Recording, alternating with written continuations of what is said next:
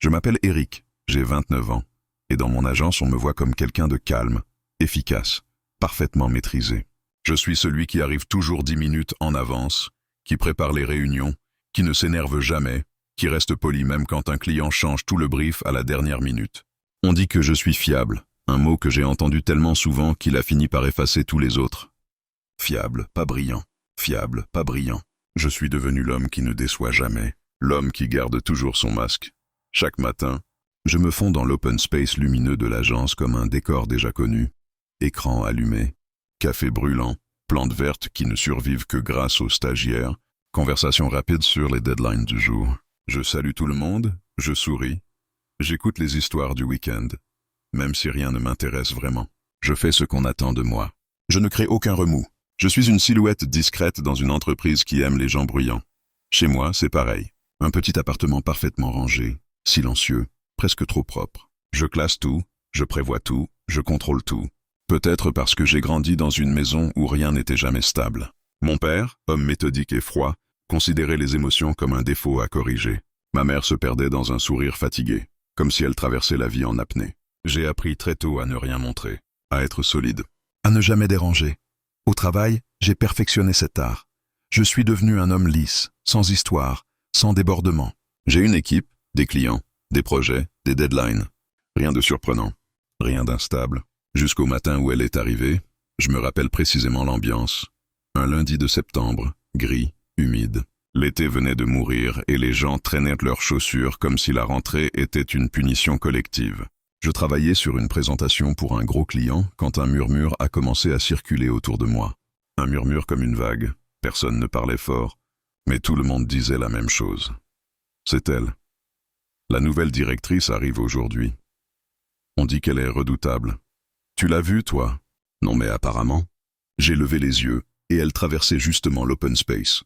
Claire Marivelle, 34 ans, femme élégante, démarche assurée, tailleur sombre parfaitement ajusté. Elle avait un regard clair, précis, presque tranchant. Elle ne souriait pas pour rassurer, elle évaluait. Chaque pas disait la même chose. Elle n'était pas là pour se faire aimer. Elle était là pour diriger. Elle saluait quelques cadres, serrait des mains rapidement, observait tout avec une attention presque inquiétante. Quand son regard a croisé le mien, j'ai senti une étrange contraction dans la poitrine. Pas de séduction, pas encore. Plutôt comme si elle voyait à travers moi plus vite que les autres. Comme si mon masque, pourtant si bien fixé, avait une fissure qu'elle remarquait immédiatement. Elle est entrée dans son bureau vitré au fond du plateau, et les rumeurs ont repris. Moi, je me suis replongé dans mes slides, même si je n'arrivais plus vraiment à me concentrer. Un simple regard et j'avais l'impression que ma routine venait de perdre un peu de sa tranquillité habituelle. À 11 heures, un mail est arrivé. Claire, direct au objet. Présentation client clé, 15 heures, salle de réunion 3. Expéditeur, Claire Marivelle. Dans la liste, mon nom. Mon cœur a battu plus fort. Pas de panique, mais une tension inhabituelle, un mélange de curiosité et d'appréhension. Les directeurs arrivaient et repartaient. Mais elle dégageait quelque chose de différent. Je n'arrivais pas à l'ignorer. À 15 heures, la salle était pleine quand elle est entrée. Elle s'est installée en bout de table, a aligné son carnet, son stylo et son téléphone, avec une précision presque militaire. Pas un mot de trop, pas un geste inutile. Puis elle a dit « Je veux comprendre comment vous travaillez. Je regarde, j'écoute, et je vous traiterai comme un client exigeant. Montrez-moi ce que vous avez. » Sa voix était calme, mais ferme. Une voix qui ne laissait aucune place à l'approximation. Les chefs de groupe ont parlé, les présentations se sont enchaînées. Claire regardait sans interrompre, notait rarement, posait des questions brèves mais incisives. Et puis mon tour est venu. J'ai projeté ma campagne, une stratégie pour une marque de téléphonie centrée sur les relations humaines. Je connaissais mon sujet. Je parlais avec précision, confiance, sans hésitation. Je montrais les données, les insights, les idées créatives, les visuels. Je maîtrisais tout. Quand j'ai terminé, le directeur commercial a soufflé un très clair comme toujours, Eric. Puis tout le monde s'est tourné vers Claire. Elle m'a regardé longuement. Trop longuement. C'est propre, a-t-elle dit, un mot simple. Mais dans sa bouche, c'était ambigu. Un compliment, mais aussi quelque chose d'autre. Une limite. Une critique. Elle a croisé les bras. Structuré, contrôlé. Le client sera rassuré. Mais elle a marqué une pause. Toute la salle retenait son souffle. Je ne vois pas qui tu es. Je vois de la technique. Je ne vois pas ta voix. Je ne vois pas toi. J'ai senti une chaleur étrange monter dans ma nuque. On ne m'avait jamais parlé ainsi ici. Personne ne remettait en question ce moi parfaitement lisse que j'avais construit. Je me suis entendu répondre plus froid que prévu. Le client n'a pas besoin de moi. Il a besoin d'efficacité. Son sourire a été rapide, presque imperceptible. Les idées puissantes viennent quand on cesse de se cacher. On en reparlera. La réunion a continué, mais je n'entendais plus rien. Une part de moi était vexée. Une autre, curieusement touchée. Comme si elle avait vu quelque chose que je pensais invisible. Quand tout le monde s'est levé, elle m'a appelé. « Eric ?» Je me suis tourné. « Demain 9h, dans mon bureau. » On revoit ta présentation. « Juste toi et moi.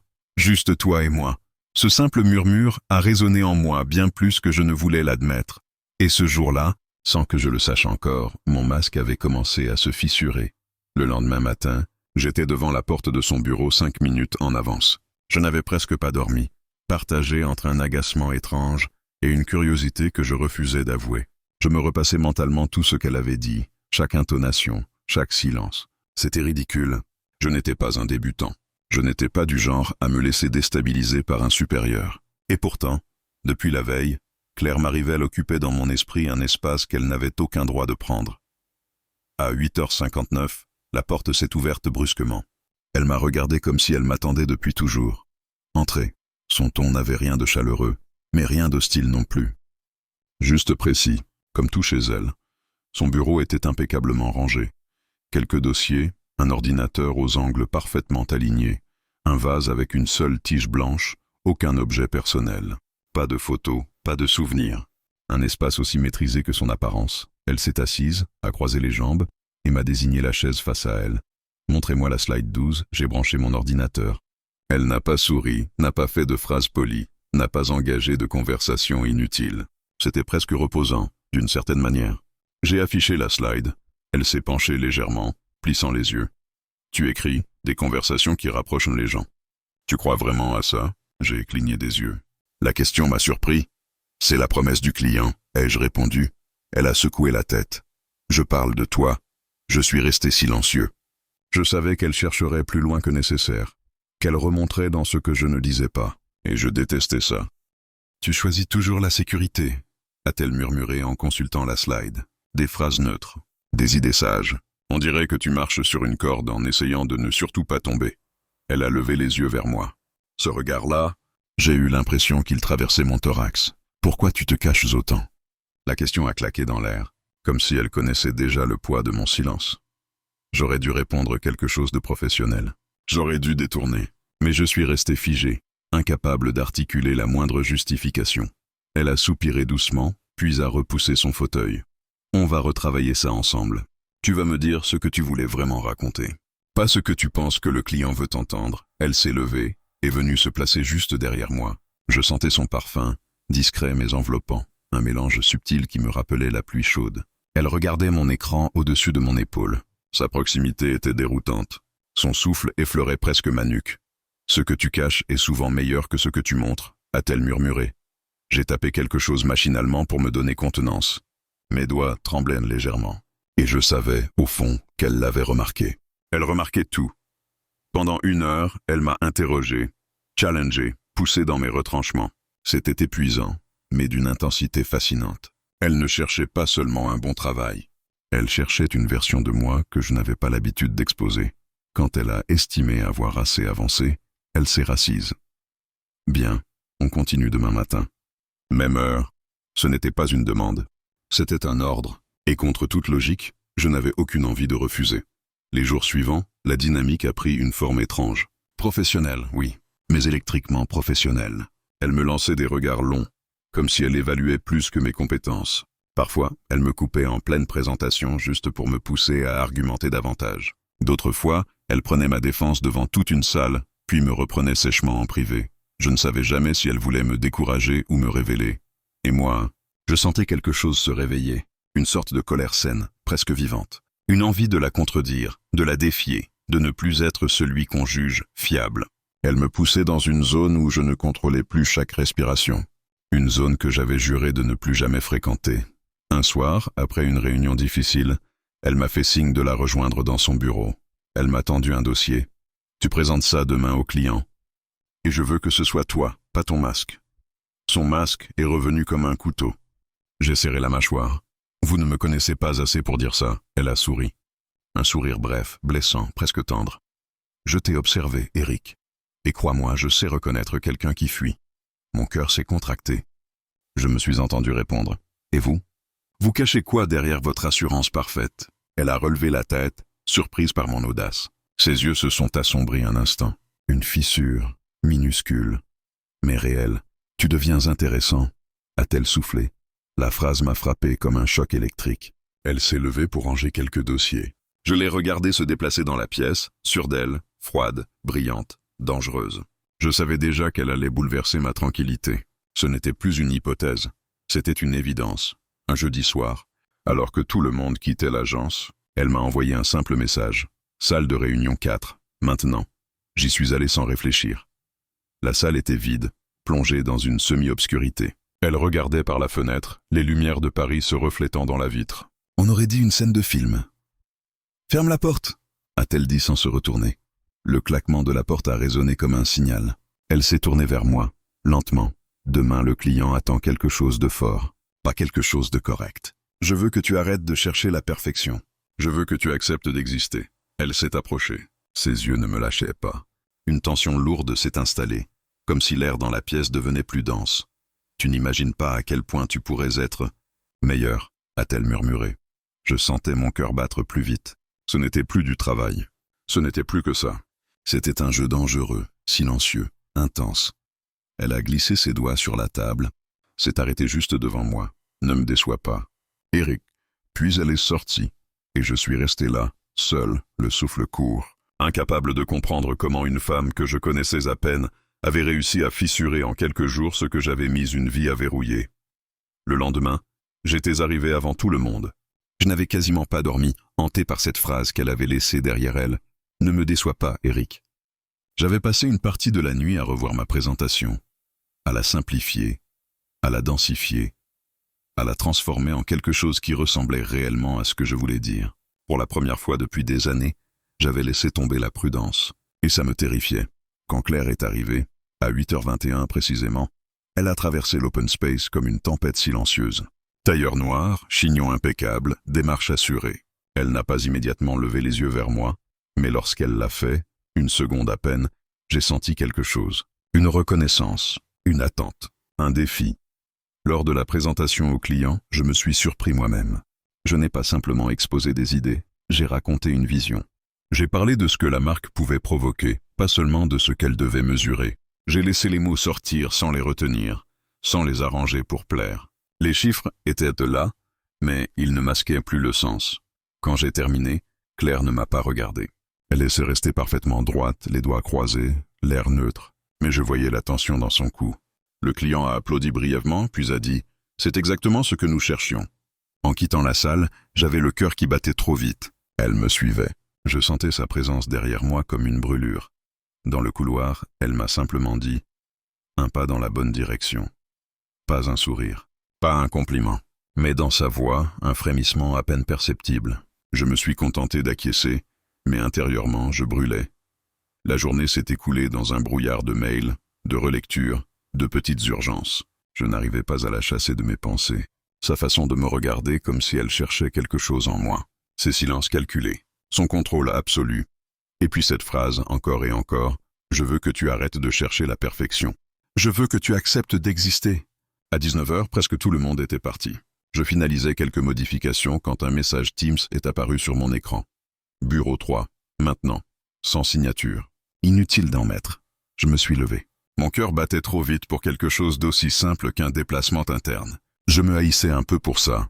En arrivant, j'ai trouvé la porte entr'ouverte, la lumière tamisée, le silence presque religieux. Claire était là, debout, bras croisés, face à la grande baie vitrée donnant sur Paris. Les lumières de la ville se reflétaient dans ses yeux. « Ferme la porte, je l'ai fait. » Le claquement résonna dans la pièce comme un commencement. Elle ne s'est pas retournée immédiatement. Elle observait la ville, immobile, mais je voyais la tension dans sa posture. « Tu as été bon aujourd'hui, simple, direct. » Mais dans sa voix, quelque chose vibrait. « Merci, ai-je murmuré. » Elle se tourne enfin vers moi. Ses yeux accrochaient les miens. Je sens mon souffle se bloquer dans ma gorge. Mais ça ne suffit pas. J'ai cligné des yeux. Elle s'avance lentement. Tu crois que je veux un employé brillant? Je veux quelqu'un qui ose, qui assume, qui ne se cache pas derrière des mots parfaits et des phrases polies. Elle est maintenant juste devant moi. À un pas, un seul. Tu crois que ton masque te protège? En réalité, il t'étouffe. Je sens ma peau frissonner. Elle parle doucement, mais chaque mot a la force d'un coup porté. Hier soir, tu as laissé entrevoir quelque chose. Une faille, une vérité. J'ai besoin de voir ça. Pourquoi? Ai-je soufflé? Elle ne répond pas tout de suite. Elle me fixe longuement, comme si elle évaluait le risque de sa réponse. Parce que je veux savoir qui tu es quand tu arrêtes de te contrôler. Ces mots-là ont ouvert quelque chose en moi. Une tension retenue depuis des mois, peut-être des années. Je n'ai jamais aimé qu'on me perce. Mais avec elle, c'était différent. Terrifiant, mais différent. Je m'avance à mon tour, d'1 millimètre. Suffisamment pour lui faire comprendre que j'ai entendu. « Et vous » ai-je murmuré. « Qui êtes-vous quand vous arrêtez de diriger ?» Sa respiration s'est bloquée une fraction de seconde. Une fissure. Une vraie. « Attention, Eric. Pourquoi ?» Vous êtes la seule autorisée à poser des questions. Je n'avais jamais parlé comme ça. Pas à un supérieur. Pas même à quelqu'un. Dans ma vie personnelle, elle inspire. Longuement. Tu joues avec quelque chose que tu ne comprends pas. Alors, expliquez-moi. Sa mâchoire se contracte. Je vois la lutte intérieure. Le combat entre son besoin de contrôle et... autre chose. Quelque chose d'inavoué. Elle s'écarte soudain. Va fermer les stores. Puis revient. La pièce plonge dans une lumière presque intime, seulement éclairée par un lampadaire extérieur. Elle se retourne. S'approche. Lentement. Trop lentement. Puis elle claque la porte derrière elle. Le bruit résonne comme un coup près. Elle se place devant moi, très près. Son regard est brûlant. Rien de professionnel. Rien de neutre. Enlève-le, dit-elle. Enlevez quoi? Elle lève la main et pointe mon visage, sans me toucher. Ton masque. Ma gorge se serre. Je sais exactement de quoi elle parle. Pas un masque physique. Pas un rôle. Le masque émotionnel. Celui que je porte depuis toujours. Je veux te voir, murmure-t-elle. Je reste immobile.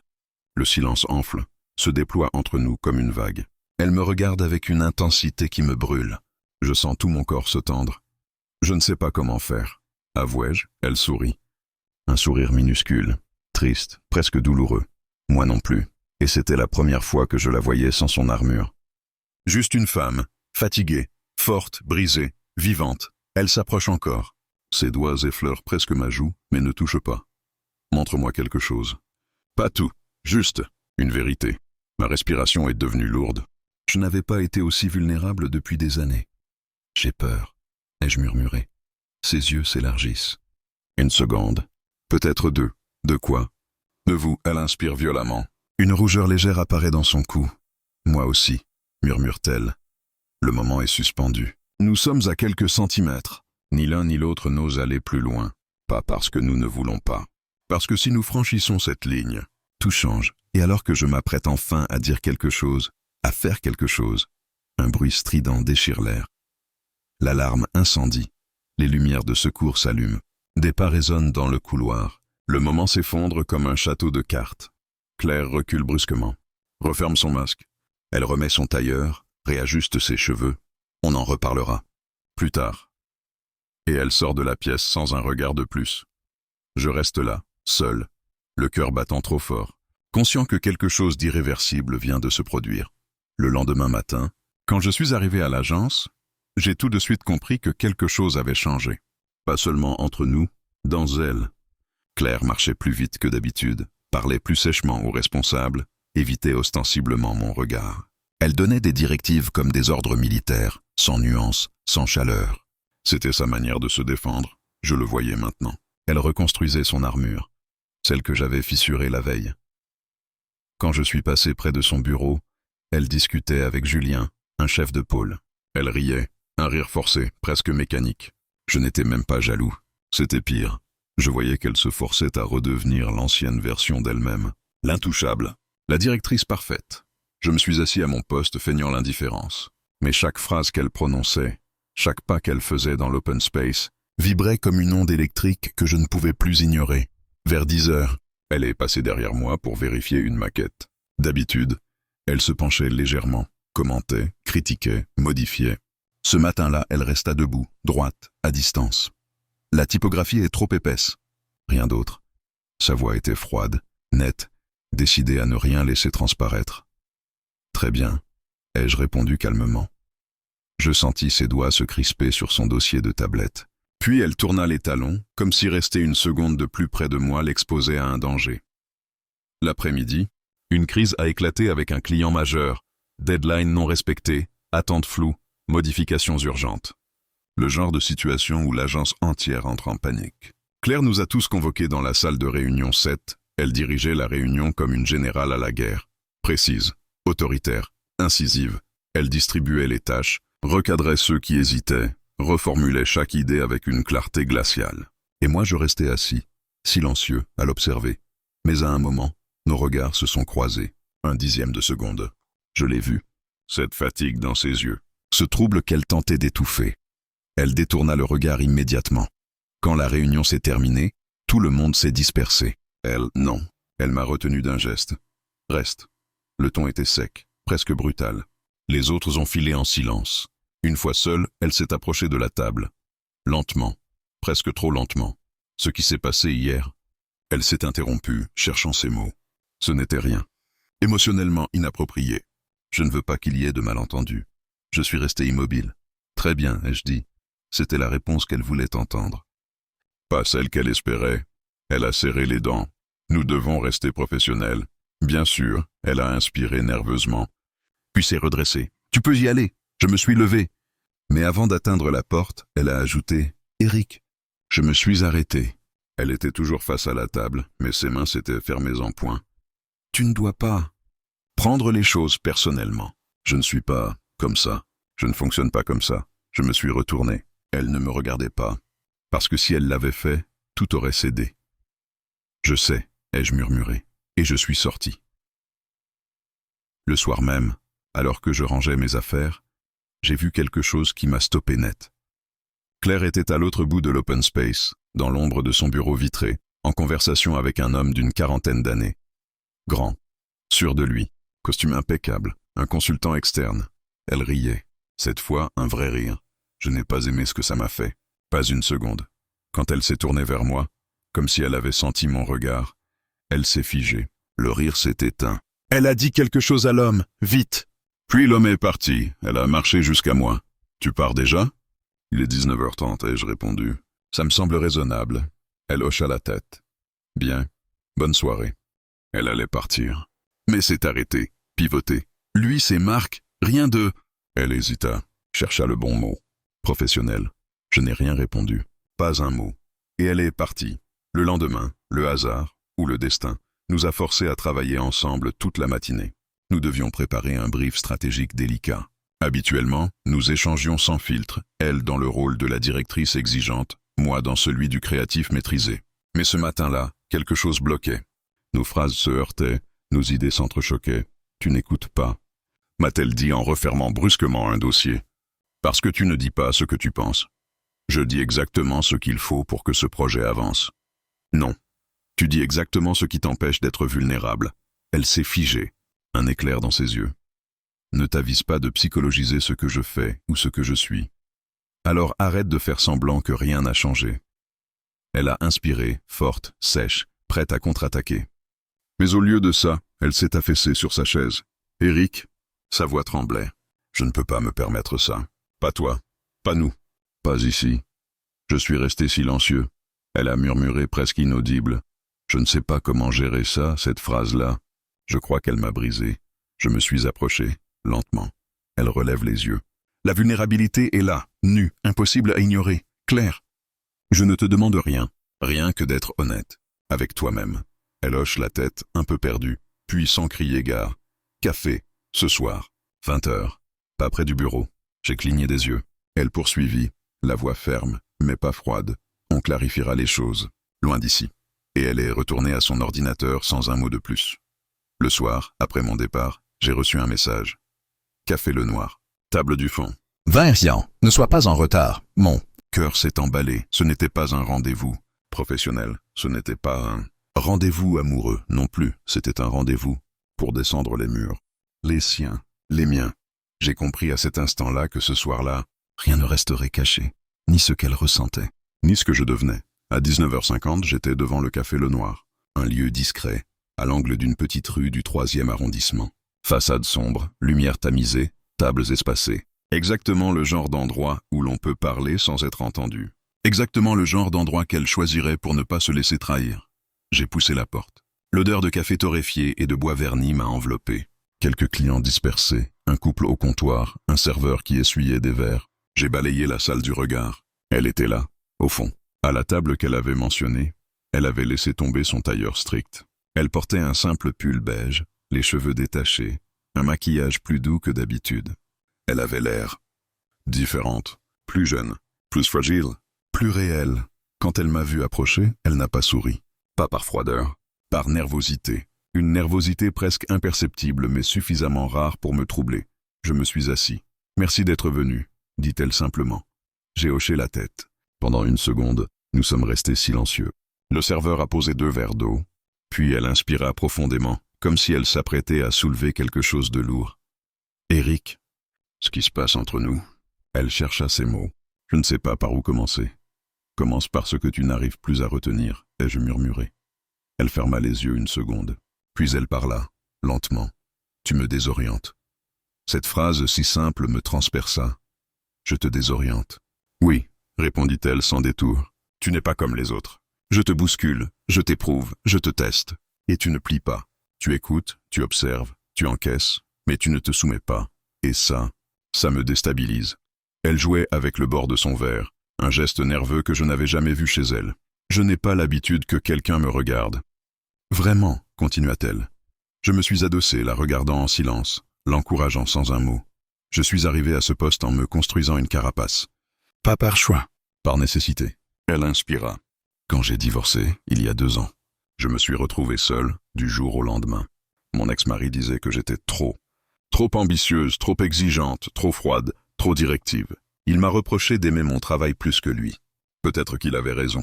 Peut-être que je suis faite pour diriger, pas pour aimer. Elle leva les yeux vers moi, et je vis quelque chose que je n'aurais jamais imaginé en elle. De la peur. J'ai bâti un mur. J'ai décidé que personne ne pourrait plus m'affaiblir. Je suis devenue la femme que tu vois au bureau, celle qui ne tremble jamais, celle qui coupe avant d'être coupée, celle qui domine tout le temps. Je murmurais. J'ai remarqué. Elle esquissa un sourire triste. Et puis tu es arrivé dans ma vie.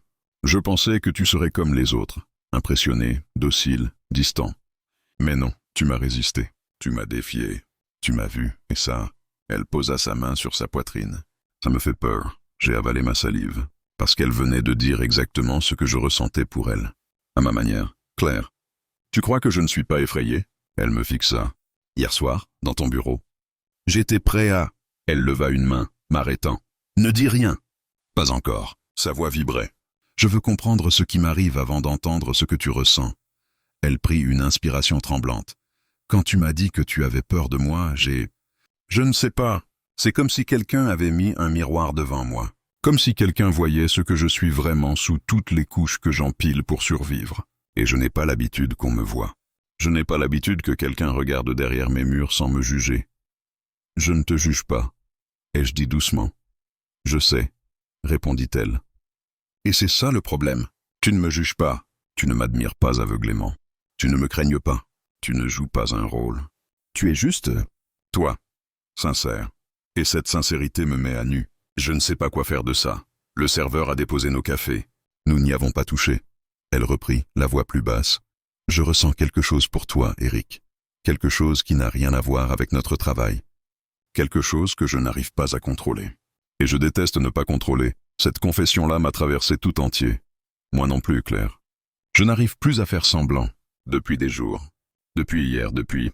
Je me suis interrompu. Depuis que tu m'as demandé d'enlever mon masque, elle se mordit la lèvre. Un geste infime, mais chargé d'une intensité qui m'a renversé.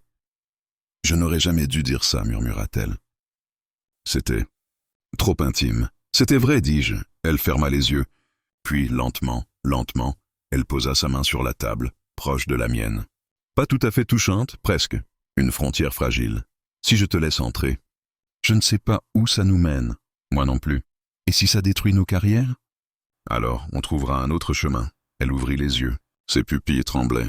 Elle était à 2 secondes de reculer, à 2 secondes de fuir. Alors j'ai avancé ma main, lentement. très lentement. Nos doigts se sont effleurés et elle n'a pas retiré la sienne. C'était presque rien. Un contact minuscule, mais je crois que c'était le plus puissant de ma vie. Elle murmura. Tu me rends vulnérable. Je déteste ça. Et pourtant j'en avais besoin. Je me suis penché légèrement vers elle. Pas pour l'embrasser. Pas encore. Juste pour être proche. On peut être vulnérables ensemble. Et je murmurai. Elle a inspiré, tremblé. Puis, dans un souffle que je n'oublierai jamais, elle dit « Alors ne me laisse pas tomber ». Je répondis sans réfléchir. « Jamais ». Elle posa sa deuxième main sur la mienne. Le contact était chaud, vivant, vrai. Elle avait l'air de se battre contre elle-même pour ne pas tout briser ou tout dévoiler. D'un coup, Eric. Elle murmura mon prénom comme une confession. « Je crois que je suis en train de tomber ». Elle n'a pas terminé la phrase. Elle n'a pas eu besoin. Je me suis levé. Elle aussi. Nous étions à quelques centimètres. Le café semblait disparaître autour de nous, mais elle posa une main contre mon torse, m'arrêtant. « Pas ici. Pas comme ça. Pas encore. » Je comprenais. Ce n'était pas un refus. C'était une promesse. « Alors quand ?» ai-je soufflé. Elle se pencha à mon oreille. « Quand je serai prête à enlever le mien. » Le lendemain matin, l'agence avait une odeur étrange. Pas de café, pas de stress habituel. Non, quelque chose de plus lourd dans l'air. Comme une tension mal dissimulée. Les conversations semblaient brusquement s'arrêter quand je passais. Les regards glissaient, les chuchotements suivaient.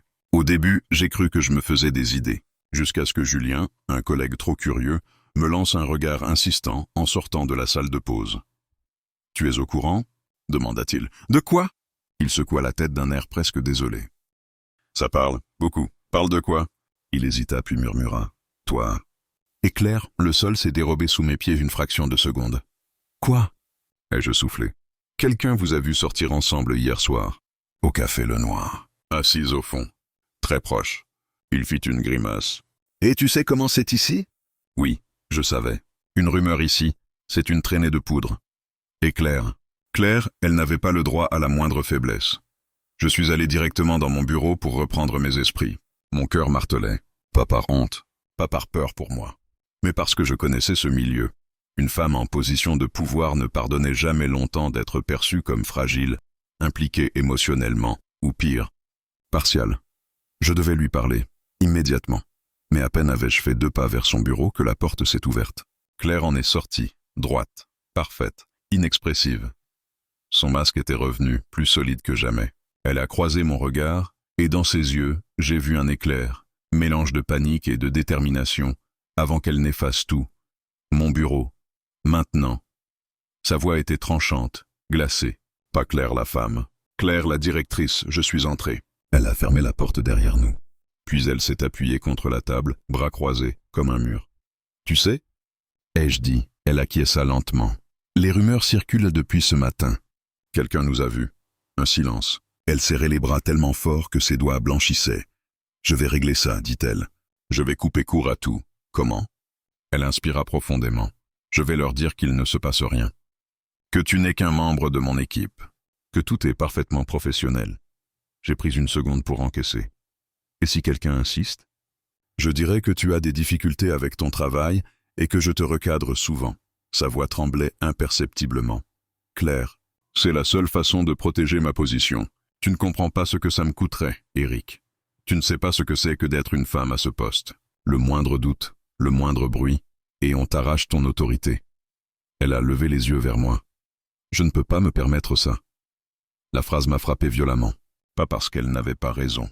Parce qu'elle croyait devoir porter tout ça seule. Je me suis approché, mais elle recula. « Non, pas ici. Claire, écoute-moi. Non. » Son cri claqua violemment dans l'air. Elle était au bord du précipice. Si quelqu'un nous voit comme ça... Elle reprit son souffle. « Je suis fini. Et toi aussi. On nous traitera de faibles, de manipulés, de dangereux. On dira que j'ai favorisé un employé. On dira que tu as profité de moi. Tu comprends ? » Oui, je comprenais. Mais ce qu'elle voulait faire, renier ce qui naissait entre nous, me déchirait. « Alors je vais partir, » ai-je dit. Elle s'est figée. 1 seconde. 2. Quoi ? Je peux demander une mutation dans une autre équipe, ou changer d'agence. Peu importe. Si le problème c'est notre hiérarchie, alors je m'efface. La panique traversa son visage. Une cassure. Son masque vibra, menaça de tomber. Tu ne peux pas faire ça. Pourquoi ? Parce que Sa voix s'est brisée. Je fis un pas vers elle. Elle resta immobile. « Claire, regarde-moi. » Elle hésita, puis leva enfin les yeux. Ils brillaient d'une colère étrange, sombre, mais pas dirigée contre moi. « Je ne veux pas que tu partes, » murmura-t-elle. « Alors laisse-moi t'aider. » Elle inspira profondément, comme si elle aspirait tout le courage qui lui restait dans le corps. « Si tu pars, c'est une défaite. Et si tu restes, ils diront que je suis faible. Dans tous les cas, je perds. Non, dis-je doucement. Dans tous les cas, tu n'es plus seule. » Et là, quelque chose céda en elle. Elle s'assit, les mains tremblantes, posées sur la table. Le souffle court. « Je suis fatigué, Eric. » Sa voix se brisa en un murmure. Tellement fatiguée de jouer un rôle, d'être forte, d'être parfaite, d'être seule dans une pièce remplie de gens. Elle leva les yeux vers moi. « Hier soir, quand tu as dit que tu avais peur de moi, j'ai compris que je ne pouvais plus continuer comme avant. Je n'ai pas bougé. Elle non plus. » Puis elle murmura. « Je t'aime, Eric. Même si ça me détruit. » Le monde s'arrêta. J'ai avancé d'un pas. Elle ne recula pas. Un deuxième, un troisième, nous étions face à face. Le silence pesait comme une nuit entière. Moi aussi, ai-je dit simplement. Elle ferma les yeux. Une larme coula, discrète, presque volée. Alors trouve-moi une solution, souffla-t-elle. Et je l'ai trouvée. C'est moi qui vais parler à la direction. Je prendrai un autre poste, mais pas sous ton équipe. Je resterai dans l'agence, mais à distance. Comme ça, tu gardes ton autorité. Et nous, on cesse de se cacher. Elle resta immobile. Puis, lentement, elle hocha la tête. D'accord. Je m'approchai encore, alors elle fit ce qu'elle n'avait jamais fait devant personne. Elle retira son masque. Pas physiquement, émotionnellement, totalement. Elle laissa tomber ses épaules. Son regard se fit nu. Ses mains cessèrent de trembler. Elle s'avança d'un pas, ferma la porte à clé, et dit d'une voix presque inaudible. « Maintenant, je suis prête. » Je me suis approché d'elle. Son souffle tremblait. Ses yeux brillaient. Elle posa une main sur ma joue. « Tu peux l'enlever aussi, » murmura-t-elle. « Le masque ?» Elle hocha la tête. « Oui, je te vois maintenant. Et pour la première fois de ma vie, je me suis laissé voir, le vrai moi, sans protection, sans distance, sans peur. » Elle sourit, un sourire vrai, un sourire rare. Puis elle dit en fermant les yeux, « Reste avec moi. » Et cette fois, plus rien, ni les rumeurs, ni le bureau, ni le monde, ne pouvaient nous arrêter.